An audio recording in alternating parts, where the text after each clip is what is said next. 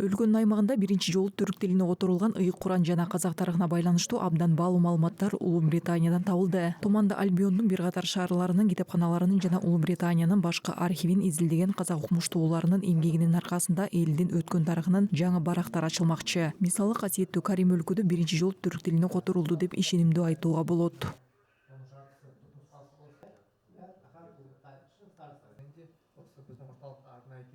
Biz Angliyadan Manchester John Rylands китапханасынан Биз Англиянын Манчестер шаарындагы Джон Райланд атындагы китепканадан Караханиттер дооруна таандык Куранды алып келдик. Ал бул жол менен 10-12 кылымда жазылган. Анын өзгөчөлүгү Курандын түрк тилине биринчи котурмосу. Ахмад Закиев Калиди жана башка чыгыш таануучулардын айтымында Куран Казакстандын түштүгүндө которулган, Испижабтын жана Аргу деген аймакта. Куран Казакстандын оңтүстүк территорияда жазылган.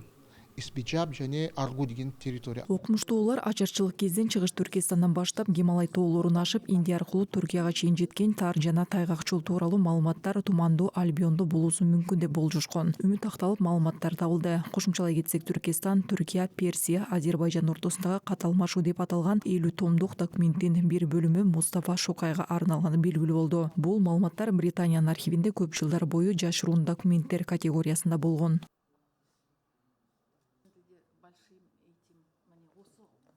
Biz Mustafa Шокай тууралуу кундуу маалыматтар таптык. Биз Мустафа Шокай тууралуу баалуу маалыматтар таптык. Аларды аныктап ага токтоло турган болсок, Мустафа Шокайдын 1919-жылы Тифлис шаарындагы Слово гезитинде жарыяланган макаласы, анда 1919-жылдагы Түркистандагы саясий жана экономикалык абал тууралуу маалымат камтылган. Маалыматтары берилген. Дүйнөнүн экинчи мугалими Абу Насир Аль-Фарабинин жаратылыштануу темасындагы илимий эмгегинин кол жазмасы Британиянын архивинде экени белгилүү болду. Муну менен катар биринчи чыгыш таануучу жана коомдук ишмер Сир Али Лапин тууралуу Альти-Вальшевик аттуу жашыруун документтин көчүрмөсү табылды. Ата мекендеги илимпоздор эми кылда тизилдешет. Белгилей кетсек, муну баары улуттук кол жазмалар жана сейри китептер борборунун хадистеринин британиялык кесиптештери менен тыгыз кызматташтыгынын натыйжасы болуп саналат.